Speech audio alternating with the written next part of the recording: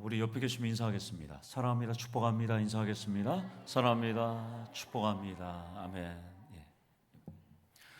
제가 과거 공직 생활 때 집회 시위와 또 여러 가지 비상근무가 많아서 출근하고 주일에 예배를 못 드릴 때가 많이 있었어요. 어떤 때는 일찍 상황이 종료될 때가 있었어요. 11시 한 반쯤. 그때면 교회로 왔을까요? 어중간한 시간을 이후로 집으로 갑니다. 일찍 상황이 종료되면 늦어도 지각을 하더라도 교회로 가야 되는데 그냥 집으로 가요. 그때 현관문을 들어섰을 때 휴일인데 아무도 없는 적막한 처음엔 행복했어요. 아싸! 오늘은 교회 안 갔다. 오늘은 제꼈다. 그런 날이 있었어요. 짜릿한 기분이었죠. 처음에는 행복했는데요. 한편으로는 외톨이 된 느낌이었어요. 주일 예배를 드리지 못하는 찝찝함. 가족들은 기쁜 마음으로 오후 예배까지 마치고 돌아올 텐데 난 뭐지? 라는 고독감. 그리고 아이들을 봤을 때는 떳떳하지 못한 그런 마음. 그러면 점심이라도 먹고 오후 예배를 드리러 가면 되잖아요. 그런데 안 가는 거예요. 소파에 누워서 TV를 봤어요. 그때 뭐가 나와요? 전국 노래자랑을 아시는 분, 신비한 서프라이즈를 아시는 분, 또 출발 비디오 여행을 아시는 분은 저처럼 불편한 시간을 보냈던 분들이었습니다. 편안한 소파에 누워서 편안하지 않았던 시간처럼 지금 집에 있거나 지금 이 시간 골프장에서, 지금 이 시간 체육대회에서, 지금 이 시간 축구장에서, 지금 이 시간 게임을 붙잡고 있는 남편들 또한 가족들, 그런 분들이 지금 이 순간에도 여러분 곁에 있을 것입니다. 여러분들은 그 자리를 박차고 이 자리를 나왔습니다. 무엇을 위해 이 자리에 나오셨을까요? 본문은 우리 삶의 텅 빈 삶에 대한, 삶에서 무엇을 붙잡는가에 대한 답을 줍니다. 오늘 이 시간 여러분들은 그 자리를 박차고 나왔는데 무엇을 붙잡아야 될지에 대해서 답을 찾는 우리 성도님들 되기를 소망합니다. 지난주에는 룻기 서막을 살펴봤어요. 오늘은 룻기의 1막의 1장을 살펴봅니다. 나오미는 모압에서 나와서 유대 베들레헴으로 두 며느리와 함께 출발합니다. 베들레헴으로 오는 도중에 총 3번의 대화가 있습니다. 오늘은 2번의 대화가 나옵니다. 이것이 1막의 1장이고요. 그리고 마지막 3번째가 1막의 2장이 됩니다. 7년 전에 제가 룻기 강해를 한 적이 있어요. 7년 전에 목포에 있을 텐데요. 그때는 이 강해를 할 때 2번의 대화 중에서 보이지 않았던 것이 이번 설교를 준비하면서 보였습니다. 말씀에 살아 운동력 있는 역사를 제가 느끼게 되었어요. 어떤 것을 느끼게 되었냐면 7년 전에는 두 며느리였던 이 오르바와 룻이 미래를 놓고 많은 대화를, 두 사람도 대화를 했을 텐데 그때는 보이지는 않았어요. 그리고 잠을 자면서도 그들은 혼자 고독하게 우리의 미래, 나의 미래를 어떻게 해야 될지 많은 고민을 했던 것들이 새삼 느끼게 되었어요. 룻과 오르바의 심정을 느끼게 되었어요. 무엇보다 타국에서 남편과 두 아들을 잃고 이제 고향으로 돌아왔던 이 나오미가 오는 여정 속에서도 갈등하고 고민하던 두 며느리를 보면서 나오미도 고통하고 고민했고 번뇌하던 마음들이 떠올랐어요. 그래서 그 세 사람의 마음이 어떤 마음인지도 한번 돌아보는 시간이 되었어요. 본문은 세 사람의 대화를 압축 요약하고 있지만 인생의 미래가 달린 이 선택을 하는 중요한 내용이었던 만큼 오늘 여러분들도 이 세 사람의 대화를 통해서 나의 모습이라고 여러분들도 한번 오버랩하는 그런 시간 되기를 원합니다. 먼저 7절에 보면 있던 곳에서 나오고 이게 원문 단어에서는 생략된 단어가 그녀가 있던 곳에서부터 나오고 이렇게 출발합니다. 이 표현을 우리가 좀 살펴봐야 돼요. 우리가 6절에서는 그녀가 일어섰다 하니까 7절에는 그냥 그녀를 빼요. 그런데 이 원문에는 그녀가 있던 곳에서부터 나왔다 이렇게 나옵니다. 6절에 분명히 모압에서 출발했다고 하는데 왜 7절에 다시 그녀가 있던 곳에서부터 나오고 이렇게 말을 했을까요? 이유가 있기 때문이죠. 히브리어로 거기 있던 곳, 이것이 샴마라는 뜻입니다. 거기 있던 곳. 분명히 6절에서 모압에서 출발했다고 했으면 됐는데 다시 7절에 샴마, 거기 있던 곳에서부터 나온다. 왜 이렇게 얘기했을까요? 그러면 7절에서 모압으로부터 나오고 이렇게 말하면 하면 되잖아요, 저자가. 그런데 왜 특정한 장소가 아니라 일반적인 장소를 의미하는 거기 있던 곳 샴마를 썼을까요? 저자는 이유가 있어서 이 장소를 씁니다. 만약 일반적인 장소를 뜻하는 샴마를 쓰지 않고 모압에서부터 나오고 하면 여러분들과 아무런 해당이 없는 본문이 되는 거예요. 7절은 거기 있던 곳에서부터 나오라고 지금 말씀합니다. 따라서 본문은 7절 말씀은 샴마, 여러분들도 거기 있던 곳에부터 나와서 이 자리에 있다는 것을 의미합니다. 본문을 읽는 모든 독자도 텅 빈 삶을 채워주시는 하나님을 만나려면 거기 있던 곳에서부터 나와야 한다는 것입니다. 그래서 7절은 모압, 거기서부터 나온 것이 아니라 일반적인 장소의 부사, 샴마, 거기 있던 곳에서부터 그녀가 나왔다라고 지금 말씀합니다.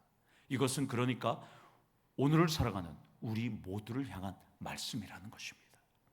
그러니까 여러분들은 복된 날, 하나님께서 복주고 축복하는 그 날, 이 예배당으로 나온 것은 여러분들은 거기 있던 곳에서 나왔으니까 하나님과 예배를 드릴 수 있는 것이죠. 그 자리 샴마에서 나왔다는 것입니다.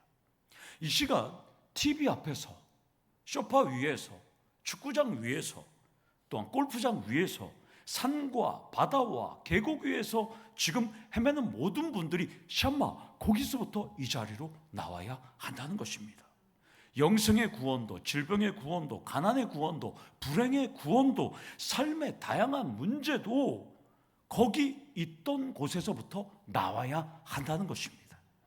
직장을 핑계로, 잠을 핑계로, 신앙을 핑계로, 인간관계를 핑계로 붙잡고 있는 그곳에서부터 샴마 나와야 한다는 것입니다. 사랑하는 성도 여러분, 그들이 그곳에서 나와서 전지전능한 하나님을 붙잡도록 이끄셔야 한다는 것이죠. 나오미는 10년 동안 아등바등 살았던 모압 땅 거기에서 나옵니다. 자신의 백성을 돌아보시는 하나님을 만나기 위해서 그는 지금 출발합니다. 그렇다면 오늘 이 말씀을 통해서 여러분들의 텅 빈 삶을 채우려면 하나님께로 돌아오셔야 한다는 것입니다. 기도의 자리, 예배의 자리, 섬김의 자리, 능력의 자리, 그곳으로 돌아올 때 체험의 역사는 시작이 된다는 것입니다. 여기서 첫 번째 포인트로 텅 빈 삶을 채우려면 그곳에서 나와 하나님께 돌아오셔야 한다는 것입니다. 와야 하나님의 만져주심과 놀라운 체험이 일어난다는 것입니다. 사랑하는 성도 여러분, 나오미와 같은 체험을 원하시는가요? 상상할 수 없는 은혜와 기적과 사랑을 원하시는가요? 거기에서 나오셔서 하나님을 붙잡기를 원합니다. 새벽 기도에 나오시는 분들도 마찬가지죠. 이부 자리를 나오셔야 새벽 기도를 드릴 수 있다는 것이죠. 7절에서 또 주의 깊게 살펴볼 단어는 나오고입니다. 나오고. 이 원문은 3인칭 여성 단수 동사 태체입니다. 태체. 나오고. 단수예요. 지금 세 사람인데 한 사람만 나오는 걸로 얘기합니다. 지금. 그리고 지금 6절에 보면 함께 일어나래요. 이거 와타컴도 이것도 3인칭 여성 단수입니다. 그리고 돌아오려 이 단어도 와타쇼부 이것도 다 단수예요. 그리고 지금 돌아오려 이것도 태체라는 단어도 다 단수입니다. 복수 동사로 쓴 것은 가다가 이것만 와텔 라크나라는 동사만 복수만 썼어요. 그러면 저자가 3번 연속으로 왜 세 사람인데 단수 동사를 쓸까요? 복수 동사를 써야 되는데. 한글은 알 수는 없고 왜 레체 3인칭 여성 단수 동사만 쓸까요? 지금 3사람 중에서 한 사람만 돌아온다는 거예요. 몸은 3명인데 지금 3사람 중에 한 사람만 돌아온다는 뜻이에요. 이유는 3사람 중에 시어머니 나오미만 베들레헴으로 돌아오는 거예요. 그럼 2사람은 몸은 시어머니와 함께 있지만 마음은 어디 있어요? 모압에 있는 거예요. 여전히 알 수 없는 거예요. 나오미는 지금 함께하지만 나오미 혼자는 베들레헴으로 가지만 오르바와 룻은 함께 따라가지만 여전히 이들의 마음은 갈팡질팡하고 있음을 저자는 지금 말씀하고 있어요. 그러니까 지금 저자는 누가 어머니와 함께 가는지 누가 모압으로 갈지 여전히 미지수라는 것을 우리 보고 지금 주목해서 보라는 뜻으로 지금 히브리어는 레체라는 지금 단어를 씁니다. 따라서 우리 성도님들은 지금 관심사는 성경을 아무도 모른다고 생각하고 지금 모압으로 가는 여정에 나오미만큼은 지금 가고 있는데 이 2 여인은 과연 며느리는 어떤 선택을 할지가 우리의 관심사가 되어야 한다는 것입니다. 모압 출신 2 여성 중에서는 한 여성은 소망도 없고 텅 빈 시어머니만 바라보고 베들레헴 에브라 땅으로 가겠지만 누군가는 텅 빈 시어머니 아무런 소망이 없는 시어머니를 보고 아니다 나는 고향으로 돌아가야지 하는 결정을 할 수 있다는 것입니다. 그러면 여러분들도 지금 교회에 있습니다. 여러분들 지금 마음은 교회에 있어요. 저도 평신도 때 여러분들처럼 안 잡아서 알아요. 마음은 여전히 예배 끝나면 뭘 해야지 다음 주 뭘 해야 될지 마음은 여전히 콩밭에 있는 분들이 이 자리에 있을 수 있다는 것입니다. 몸은 나오미와 함께 있지만 몸은 예배당에 교회에 있지만 우리 마음은 여전히 세상을 향할 수 있다는 것입니다. 함께 분명히 오늘 손잡고 교회로 같이 오신 분들, 함께 이 자리에서 예배를 드리는 분들, 함께 찬양을 드리는 분들, 함께 식사하시는 분들이 있지만 끝은 다른 선택을 하는 분들이 이 자리에 분명히 있다는 것입니다. 여기서 2번째 포인트로 내 삶은 무엇을 끝까지 붙잡고 갈지가 중요하다는 것입니다. 이 땅에서 잘 되고 이 땅에 잘 살고 이 땅에서 축복받는 것도 중요하지만 중요한 것은 마지막 끝이라는 것입니다. 사람은 반드시 우리의 주인이신 하나님 앞에 반드시 서게 되어 있습니다.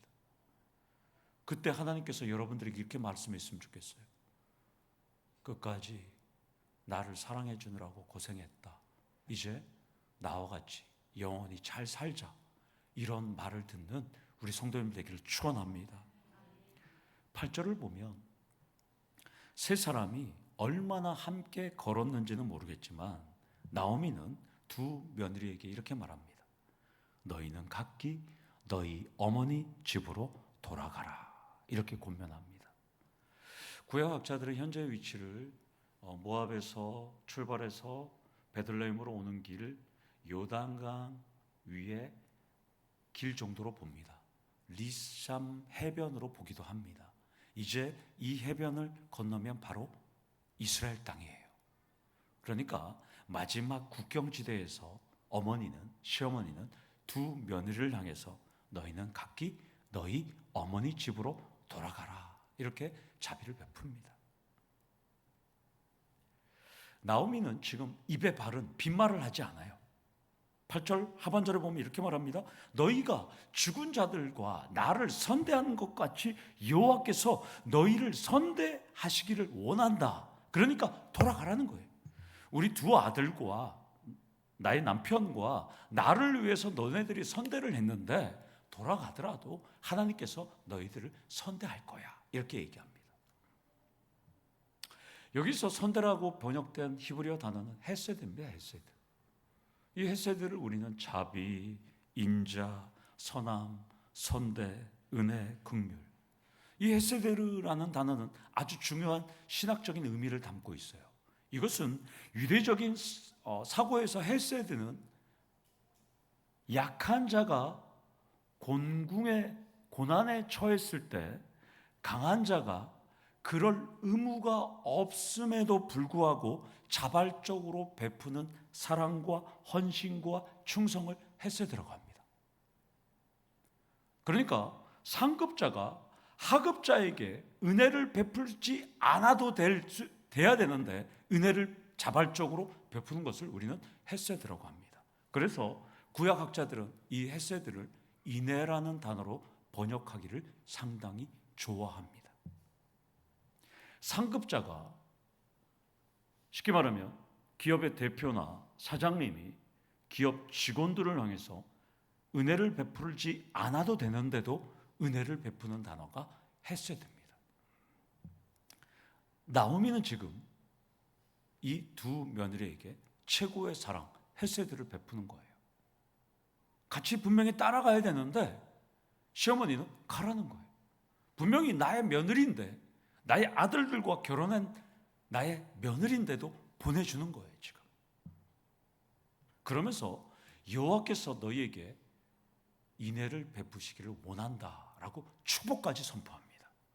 가슴 뭉클합니다. 그러면 3100년 전 나와는 무관한 이 말씀 속에서 우리도 이 말씀을 적용해야 돼요.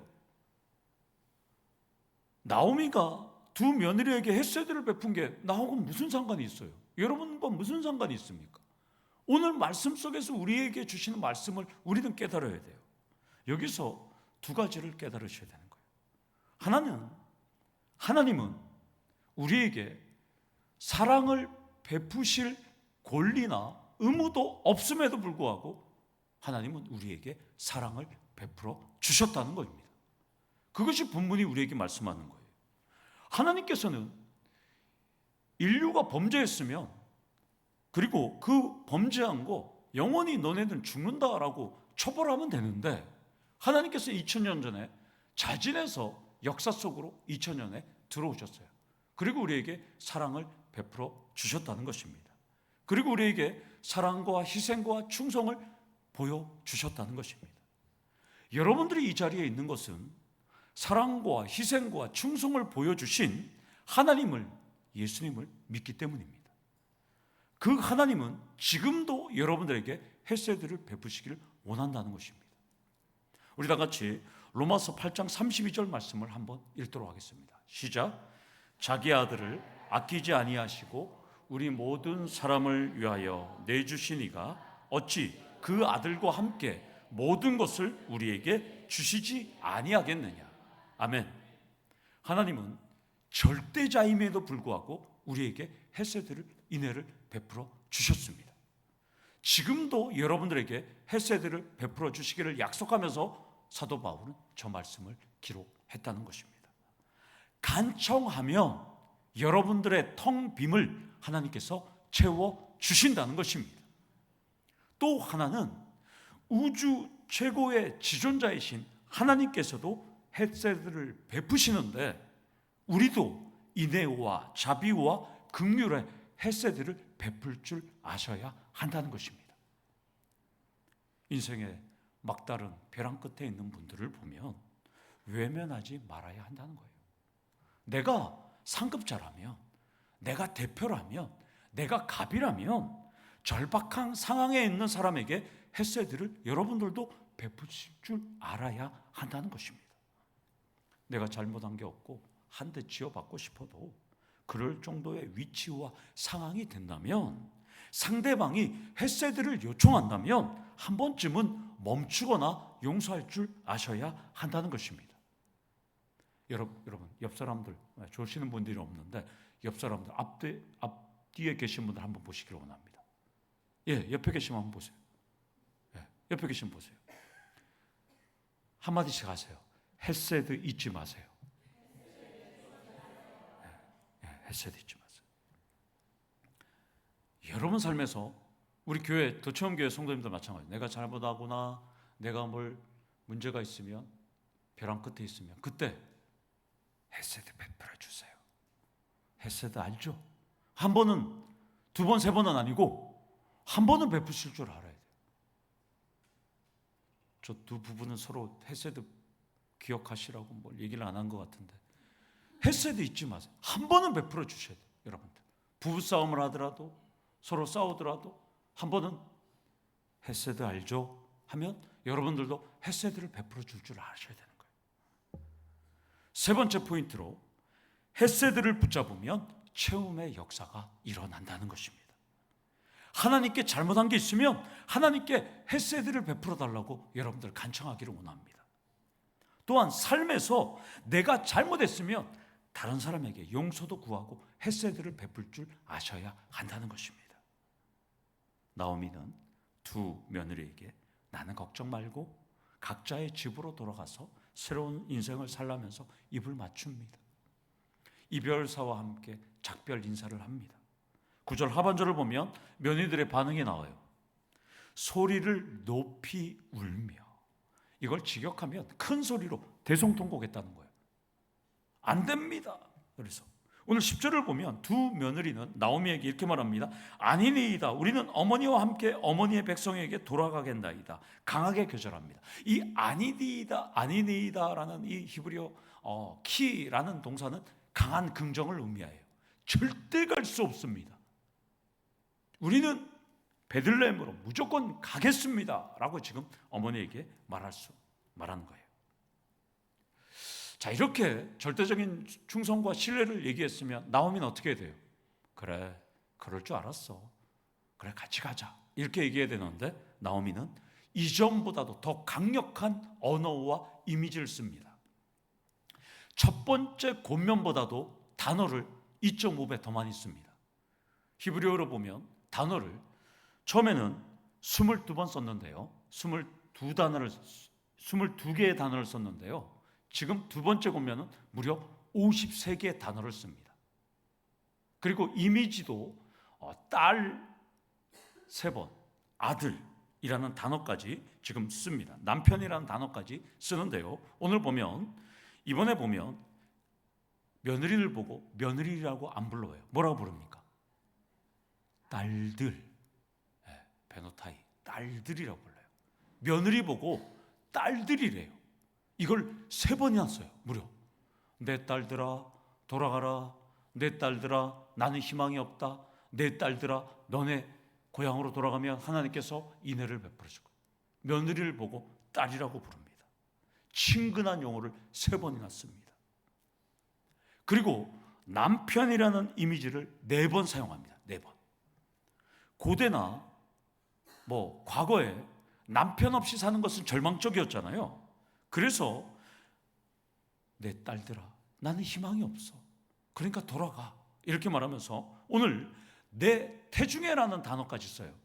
이것은 여성의 뱃속만이 아니라 나는 내 감정적으로 그리고 내 내적으로 너네들을 도와줄 수 없어. 그러니까 돌아가. 이렇게 말합니다. 나오미는 두 며느리에게 나는 너희들에게 전혀 도와줄 것이 없어. 그러니까 집으로 가. 이렇게 말합니다. 자, 여러분 한번 생각해 보세요. 고대 근동 당시에 여성의 결혼 나이는 15살이에요. 그러니까 나오미는 두 아들을 낳았으니까 나오미는 지금 보통 45살 정도로 지금 추정이 돼요. 그리고 10년 동안 거기서 살았으니까 지금 오르바와 룻은 20세 초중반으로 보입니다. 45세의 여성 기대할 수 없잖아요. 잉태할 수 없잖아요. 그러니까 나는 더 이상 아들을 낳아서 너희들한테 줄 수도 없고 너네들은 지금 꽃다운 나이야. 그러니까 돌아가. 지금 이 얘기를 합니다. 그러면서 13절 하반절에 이렇게 말합니다. 여호와의 손이 나를 치셨으므로 나는 너희로 말미암아 더욱 마음이 아프도다. 하나님께서 나를 고통을 줬기 때문에 내 마음이 쓰다, 이렇게 말합니다. 쉽게 말하면 우리말은 이런 말이에요. 너네들이 나를 붙잡을 가치, 필요성 전혀 없어.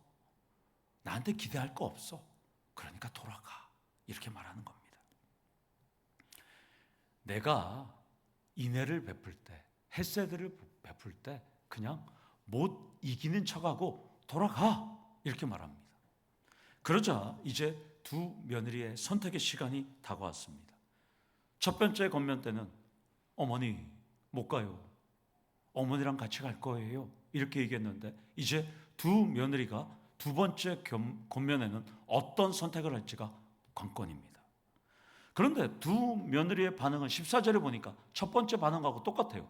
둘이 같이 또 대성통곡을 합니다. 결국 한 며느리는 돌아갑니다. 오르바는 그의 시어머니에게 어머니, 그러면 저는 고향으로 돌아가겠습니다. 감사해요. 잘 계세요. 기도할게요. 하고 오르바는 거기에서 돌아섭니다. 그런데 룻만 시어머니를 붙잡습니다. 이 붙잡다라는 이 다부카라는 단어는 찰싹 달라붙다, 이런 뜻이에요. 어머니를 그냥 안겨갖고 저는 못 가요. 저는 어머니 품에 안겨서 같이 갈 거예요. 완전히 밀착합니다. 룻은 끝까지 어머니 옆에 찰싹 달라붙어서 유다 베들레헴으로 간다고 고백합니다. 자, 그러면 여러분 한번 생각해 보세요. 고향으로 떠난 오르바가 잘못일까요? 어머니를 따라가는 룻이 잘못일까요? 어떤 선택이 옳을까요? 여러분 같으면 오르바가 맞아요? 룻이 맞아요? 오르바는 극히 상식적인 선택을 했어요. 맞아요. 어머니랑 타국으로 가면 아무런 소용이 없어요. 룻은 상식을 뛰어넘는 선택을 했잖아요. 말도 안 되는 선택을 했어요. 여러분들, 강원도 사투리로 제가 얘기하면 나오미가 이렇게 하는 거예요. 베들레헴 가면 옥시기와 나물과 먹을 것이 없어. 따라오면 안 돼. 이렇게 얘기하는 거예요. 그런데 오르바는 맞아요. 가면 먹을 것도 없고요. 도와줄 것도 없고요. 맞아요. 저는 어머니 말씀 듣고 모압으로 갈 거예요. 근데 룻은 아니에요. 가서 굶어 죽더라도 어머니 말씀을 따르고 간다고 선택합니다. 룻은 비상식적인 선택을 했고 오르바는 상식적인 선택을 했어요. 자, 그러면 우리도 상식적인 선택이 아니라 여러분들도 상식을 초월한 선택을 했어요. 여러분들도. 왜냐하면 여러분들도 눈에 보이지 않는 예수를 선택했기 때문입니다. 그리고 여러분들은 그 예수로 충만한 삶을 살아가고 있기 때문입니다. 따라서 오늘 마지막으로 이 말씀에서 살펴볼 것은 네 번째 포인트로 텅 빈 삶에서 무엇을 붙잡을까에 대한 답은 예수라는 것입니다. 예수만 붙잡고 예수로 충만할 때 더 처음의 역사가 일어난다는 것입니다. 오늘 설교를 막 아침에 막 한 장 이상을 막 잘라버렸어요. 왜 잘라버렸냐면 문자가 자꾸 왔잖아요. 재난 문자. 폭염이라고. 폭염이면 아무리 좋은 설교 제가 막 준비해도 다 그냥 멍하니 있고요. 지금 보니까 거의 이제 그렇게 상태까지 왔어요, 여러분들. 아무리 제가 은혜로운 설교를 준비해도 이 폭염에는 안 되더라고요. 그래서 막 한 장을 막 줄였어요. 막 성가대는 연습하고 있는데 막 그래. 10시 37분까지 줄였어요.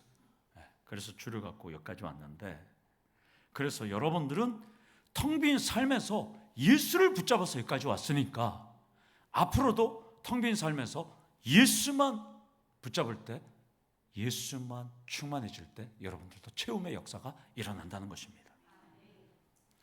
인생에서 가장 괴로운 점은, 제가 느꼈던 괴로운 점은 두 가지였어요. 나는 나이를 먹질 않은 것 같은데 두 가지 괴로운 점이 있더라고요. 저는 나이를 먹지는 않은 것 같은데 가끔씩 가서 1년에 한 번씩 부모님을 볼 때마다 연로해지는 모습을 보면 제 마음이 아프더라고요. 그게 괴롭더라고요. 또 하나, 저는 나이를 먹는 것 같지 않은데 꼬맹이였던 젖을 주고 기저귀를 갈아줬던 우리 자녀들이 늙어가는 모습을 볼 때 괴로워지더라고요. 제가 부임했을 때 왔을 때 우리 채훈이, 이든이, 혜든이가 많이 늙었습니다. 이런 표현을 하면 안 되죠. 많이 성장했어요. 네, 많이 성장했어요. 얼마 전부터 걷기 시작했던 혜든이가 지난주에 얼굴에 분을 바르고 있더라고요. 제가 깜짝 놀랐어요. 얼굴에 화장을 하고 있어요. 이렇게 보니까 언니가 화장을 바르는 걸 자기가 따라하는 거예요. 여러분, 속으로 많이 늙었다. 여기도 젊은 사람들 있지만 어른과 젊은 사람의 차이점은 화장을 안 하고의 차이점이에요. 화장을 하면 얼굴에 피부를 감추려고 화장하는 거잖아요. 예술이 화장하면 안 돼. 늙은 사람이 화장하는 거예요. 화장하지 말고. 여러분들, 인생에서 누구를 보고 누구를 쫓느냐가 매우 중요해요.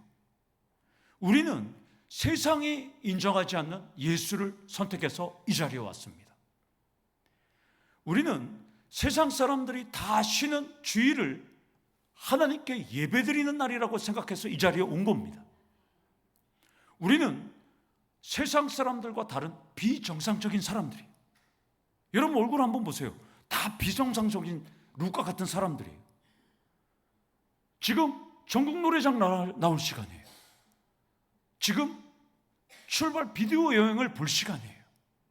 지금 골프장이나 지금 집에서 게임할 시간이에요.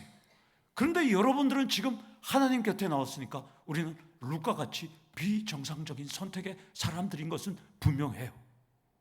그러나 성경은 우리의 선택이 비정상적인 선택이 아니라 올바른 선택이라고 말씀합니다. 우리의 선택은 텅 빔 속에서 놀라운 체험이 일어나는 선택이라고 말씀한다는 것입니다. 사랑하는 성도 여러분, 무엇을 붙잡고 있는가요? 돈? 권력? 행복? 2025년 상반기 여러분들이 예수님을 쫓아서 여기까지 왔지만 텅 빔도 있고 또한 고난의 연속이 있었을 수도 있을 겁니다. 그러나 예수를 끝까지 붙잡고 충만할 때 2025년 하반기에서는 공허함 속에서 채워지는 놀라운 역사가 일어나기를 간절히 축원합니다. 아멘. 우리 다 같이 기도하시겠습니다. 하나님 아버지 감사합니다. 2025년 상반기에는 많은 공허함과 또한 어려운 점들이 많이 있었습니다. 하나님, 이 불경기 어려운 쪽에서 살아가는 우리 성도님들, 하나님 2025년 하반기에는 예수만 붙잡고 나아갈 때 체험의 역사가 일어날 수 있도록 도와주시옵소서. 공허함 속에서 예수 안에서 만족함이 일어날 수 있도록 도와주시고, 공허함 속에서 부요함이 일어날 수 있는 우리 성도님들 될 수 있도록 하나님 은혜 내려 주시옵소서. 예수님의 이름으로 기도드리옵나이다. 아멘. 우리 다 같이 일어나셔서